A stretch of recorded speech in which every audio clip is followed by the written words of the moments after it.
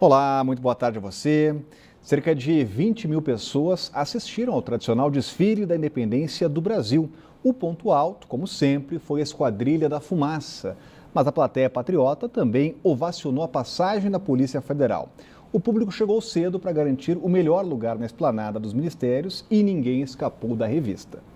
O controle na segurança começou antes mesmo da área das arquibancadas. Ao passar pela polícia, principalmente as mochilas eram revistadas. Tudo para garantir a segurança de quem acordou cedo para acompanhar o desfile de 7 de setembro.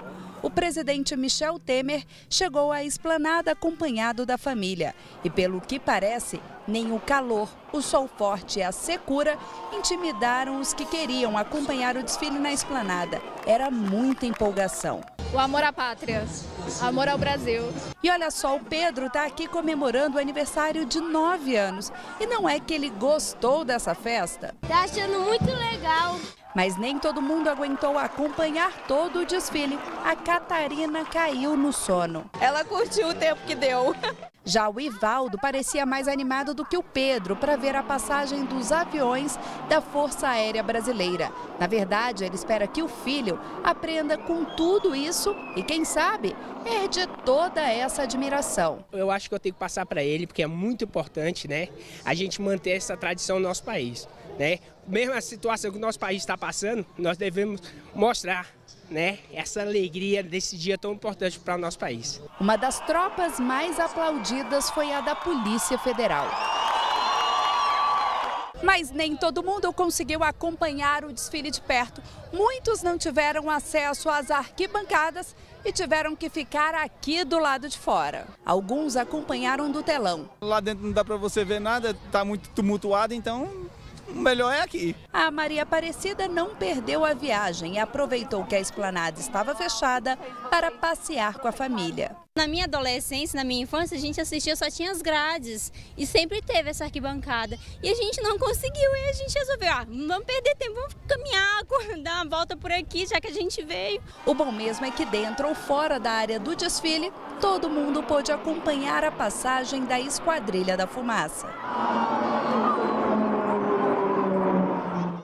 Legal, hein? Agora vamos ao vivo para a esplanada dos ministérios, onde está a repórter Camila Lopes, já está com a gente por aqui. Boa tarde, Camila, muito calor ainda. E a movimentação por aí, como é que está agora? Boa tarde, Orengo, muito calor, 28 graus e aí 24% de umidade, bastante calor, bastante seco. Movimentação já é pequena, por enquanto só tem uma manifestação, o Grito dos Excluídos, cerca de 200 pessoas que estão dando a volta na esplanada. Lembrando agora como é que vai ficar a questão de ônibus, como é que as pessoas vão fazer durante esse feriado para vir para a área central ou então voltar para casa. O ônibus vai estar com a frota reduzida, no entanto, aquelas regiões administrativas, as linhas que fazem essa ligação entre região administrativa e plano piloto será reforçada. Já o metrô só roda até às 7 horas da noite. Então é isso, por aqui, movimentação já acabou, o pessoal já está voltando para casa, até porque o calor é grande, está difícil de aguentar aqui na esplanada, meio-dia e sol a pino, Orengo. Camila vai tomar uma aguinha agora, se refrescar. Olha, enquanto tudo isso, Joesley Batista está aqui em Brasília, depondo ali perto da esplanada, na Procuradoria-Geral da República, sobre as novas gravações que mudaram o rumo da delação da JBS. Também são esperados o executivo Ricardo Saldi e o advogado Francisco de Assis.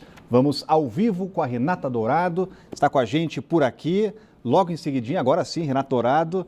Tudo bom, Renata? Uma boa tarde a você e muita expectativa aí para esse depoimento, né? Haja explicações, né, Rodrigo? Realmente a expectativa é grande, eles chegaram ali, a informação que a gente tem, porque despistaram da imprensa, então não entraram por aquela portaria principal, onde toda a imprensa estava, entraram por outra entrada, então chegaram ali por volta de 9h40 da manhã, estão sendo ouvidos não pelo Procurador-Geral da República, mas por uma procuradora que faz parte aí dessa força-tarefa da Procuradoria-Geral da República, e estão dando explicações, né, a respeito daquela gravação que foi entregue tudo tudo indica, foi entregue sem querer para a Procuradoria-Geral da República, onde Joesley Batista conversa ali de uma maneira bastante informal com o Ricardo Saldi. Eles sequer sabiam que estavam sendo gravados, então falam sobre vários aspectos, sobre várias situações. Falam, por exemplo, envolvem aí os ministros do Supremo Tribunal Federal, falam inclusive sobre questões pessoais, né, bastante delicadas. Falam, por exemplo, também, Rodrigo, que a delação... Aí você vê imagens deles chegando. A gente não sabia... Teoricamente seria o advogado, mas tudo indica que são eles que estavam chegando aí também. Alguns entraram por essa portaria e outros entraram por outra portaria também. Amanhã vai ser a vez do ex-procurador Marcelo Miller prestar depoimento. O que acontece? Marcelo Miller, ele trabalhou durante 3 anos, é um procurador, trabalhou durante 3 anos com o Procurador-Geral da República, Rodrigo Janot. No começo desse ano, ele saiu para trabalhar no escritório de advocacia. E nessa conversa, nessa gravação aí bastante informal que a gente estava se referindo, tanto o Joesley Batista quanto o Ricardo Saldi, eles dão a entender que foi esse próprio procurador quem os ajudou a fechar esse acordo de delação premiada, acordo este bastante criticado, né, bastante questionado, porque a gente lembra aqui que apesar deles terem cometido crimes comprovados, eles não foram presos, têm o direito de sair e voltar para o Brasil quando bem entender, então foi bastante questionado. E agora esse acordo está sendo revisto, por isso que eles estão prestando esse depoimento, esses esclarecimentos, porque tudo indica que este acordo vai ser revisto, inclusive eles podem até serem presos por conta dos crimes que praticaram e por isso a gente está acompanhando. Como a gente disse, a repercussão foi imediata, seja no Legislativo, no próprio Judiciário, ministros do Supremo Tribunal Federal, ontem teve essa primeira sessão, eles falaram sobre isso, inclusive o próprio ministro Luiz Fux defendeu a prisão imediata deles. Nós temos uma reportagem sobre isso. Vamos ver essa reportagem. Foi a primeira vez que o plenário do Supremo se reuniu depois da divulgação dos áudios de uma conversa do empresário Joesley Batista, dono da JBS, com o diretor institucional da empresa, Ricardo Saldi. O ministro Luiz Fux afirmou que a gravação entregue pelos delatores revelou a arrogância dos criminosos de colarinho branco e defendeu a prisão imediata dos dois.